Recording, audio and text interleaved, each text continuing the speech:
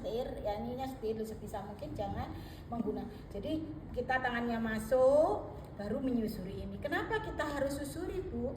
Untuk menentukan nanti posisi insersinya di mana, tempat nempelnya ini, dan kita tahu posisi plasenta ini di fundus atau di korpus. Ya itu harus dicari dulu. Jadi kita susuri ini dalam rangka kita biar ketemu ujungnya ini.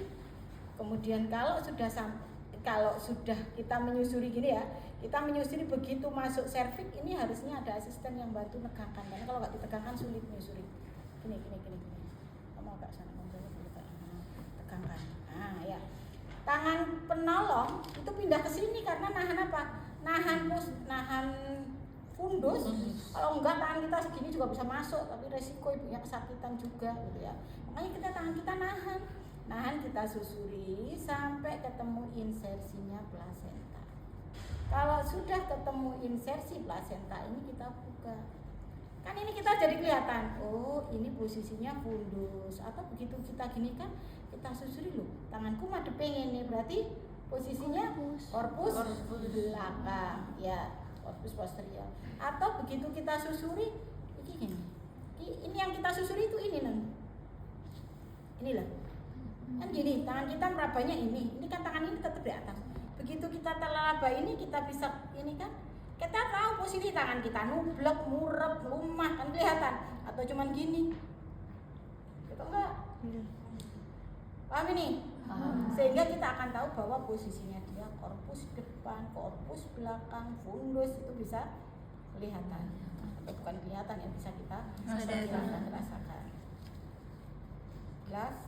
Ada pertanyaan?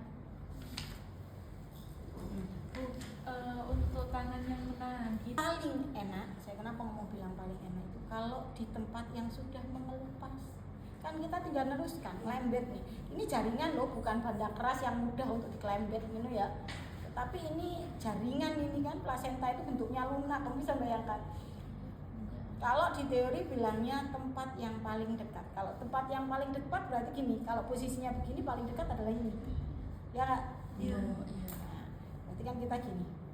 Ya nanti dicoba, dilihat. Selama ini yang saya lakukan mencari yang lepas. Gitu ya. Kayak kita ngomong stand kemarin kan ya gitu. Stand itu idealnya segini, tapi tangan kita nggak cukup. Akhirnya ini yang kita pakai. Ya. Kenapa? Ya memang kadang mungkin ya secara teori biar tidak terlalu tekannya tinggi ini, makanya boleh dilakukan dua-duanya. Yang paling dekat berarti adalah yang paling sini, bukan yang di sini kan? Iya. Atau yang sudah terkelupas. Jadi kita raba mana yang sudah terkelupas. Itu akan lebih mudah karena kita tinggal, kita sudah ngelembet, mama ini sudah ngelembet, kita tinggal gini-gini kan. Ada bayangan?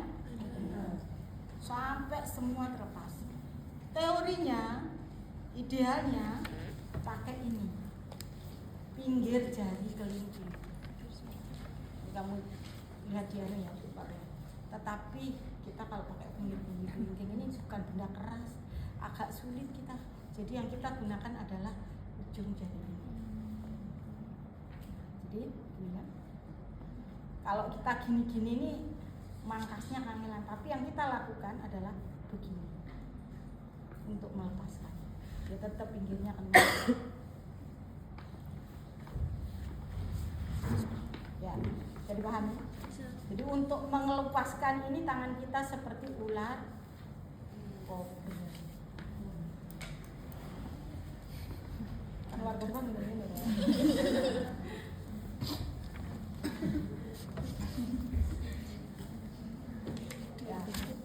Ingat ya, tangan untuk mengikuti tangan yang ada di dalam.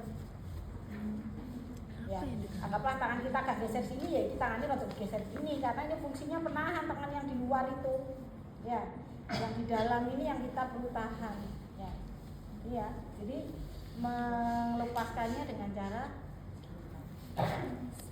ini bukan dicekram ya karena ini jatuh.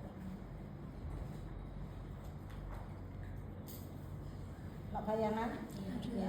Kalau kita sudah merasa ini lepas, dan ini harus hati-hati, nggak usah keburu-buru.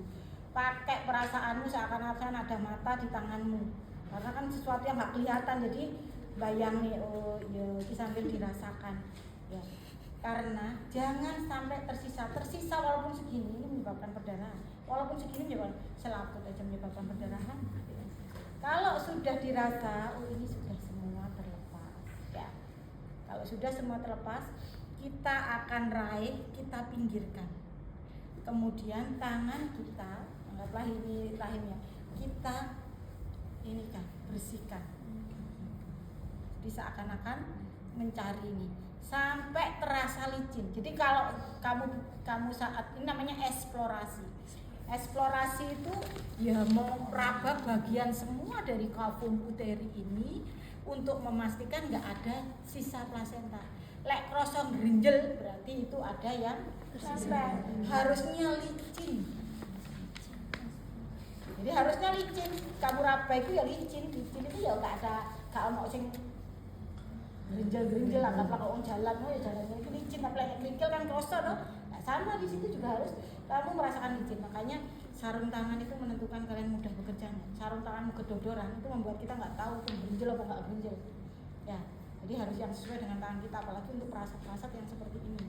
Karena kita harus memastikan bahwa benar-benar saat eksplorasi itu tidak hanya tempat menempatnya plasenta ya kalian. Jadi makanya di sini, hanya di sini aja. Ini hasil diskusi dengan teman-teman gitu kan, kita dari mahasiswa rumah sakit, puskesmas kan banyak yang RPL, ibu bekas RPL. Selama ini kasus yang sering ditemui di rumah sakit Subandi, kasus plasenta manual yang masih tetap dirujuk karena perdarahan, karena apa? Masih ada sisa. Sisanya ada di mana? Di ujung dari apa? Kavum uteri yang menuju ke tuba itu kan bentuknya segitiga itu, nyelempet nih pun.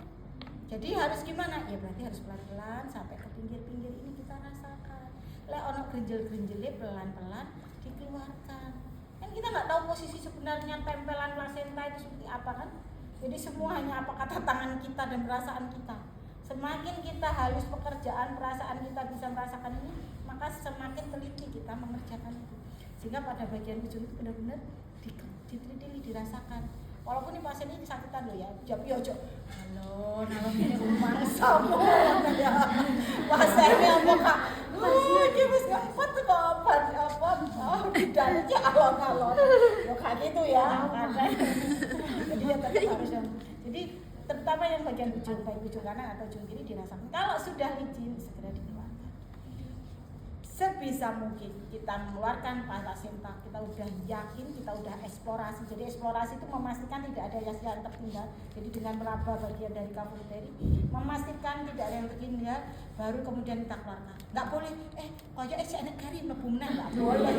Karena tangan kita menjadi penyumbat sumber imensi. Sembayang nih, bekas implantasi kok udah luka sampai nombornya loh. 15 diameternya kan 10 sampai 15. Berarti kan lebar sekali. Sedangkan tanganmu keluar masuk gitu ya. Dan itu yang menyebabkan risiko infeksi. Hati-hati, lain infeksi kamu paling mudah dituduh. Karena apa? Tanganmu yang keluar masuk. Sampai di sini jelas? Jelas. Izin bertanya untuk tadi apa lagi nih? Nah, kamu rahimnya gitu ya. Kan saya sudah selesai nih ya. Ini kita sudah selesai. Ini saya gini kan. Thread. Terus ini gini. Apakah ini di sini gimana? Ya wis pokoknya di pinggirnya sing awakmu iso meraba bagian yang kamu meraba. Perkara di sini ketutupan lagi ya geseran titik neh. Oh, kan yang dipinggirkan itu begitu. Karena saya